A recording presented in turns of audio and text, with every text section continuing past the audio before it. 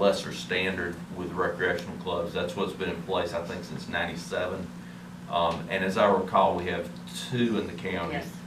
Lane Creek and Jennings Mill. Used to have 3. Green Hills used to have 1 also. Restaurants are required, and you'll see in the definition of restaurants are required to have 75% of their gross income deriving from the sale of meals or appetizers, and each sale should include that includes an alcoholic beverage should also include a reasonable order of a meal or an appetizer. And I'll just point out to you the question that's out there based on what the surrounding counties do and some of the experiences some of the restaurants have had as to whether or not 75% is the correct number. And I just raised that issue for you. We've added some class licenses, of course. Class D4 would be retail distilled spirits by the drink. That would only be allowed at a restaurant. Class E is alcoholic beverages by the drink, and that's a broader term, beer, wine, and distilled spirits, which may only be issued for a recreational club. So a Class E license for recreational clubs would include all 3. One benefit of including recreational clubs in this is that they had not previously been required to do tips training. I don't know that there was such thing as tips training when we put our ordinance in place for them in '97, but this would now require them for any renewal licenses or any new licenses to also get the same kind of training that someone operating a restaurant would get, which seems appropriate, I think. And I'll point out too that we set the license fees. The Class D4 license is $1,000, which is what we talked about this summer, and Class E, kind of based on the combination of what we were doing at recreational clubs, we set it at $1,000. There's no magic on any of that, just it's what's reasonable based on what we've been doing.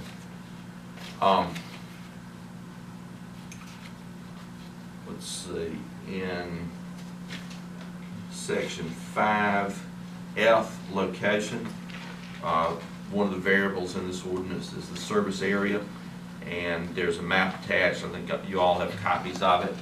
That just ought to be reviewed and thought about periodically to be sure it's accurate and says what we want it to say as a county. Of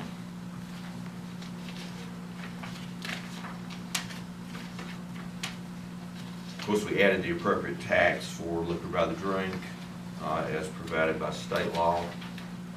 We've left the provisions in, of course, and I'll just remind you that violations can be heard either as civil violations or criminal violations. We have an administrative hearing officer who we will reappoint, or at least we'll discuss reappointing later tonight, who would hear any violations and could suspend licenses and that kind of thing. But for a serious enough violation, it can still be prosecuted criminally. The big difference there, of course, is a civil violation does not require us to provide public defenders. It doesn't require us to provide some of the same things that you would provide in a criminal prosecution. So it's a little bit less expensive for the county, and the standard is lower. So a violation could be proven with less evidence as a civil violation than it could with a criminal violation. So that gives us a little stronger hand there. And with that, I'll take any questions. Otherwise, and I'll just point this out again, otherwise, this is the ordinance we've been dealing with for beer and wine for the last few years. We've just added liquor by the drink at restaurants, and we've combined recreational clubs into this ordinance rather than having them have a standalone ordinance. Questions that the board may have of Daniel on any of these items?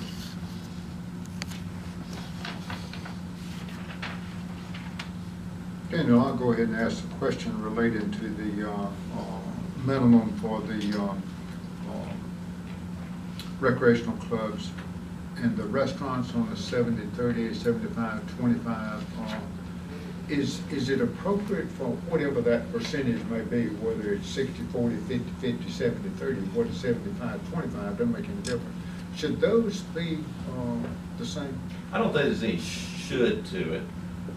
They're two different kinds of entities. For example, one of the things that, and I didn't point this out,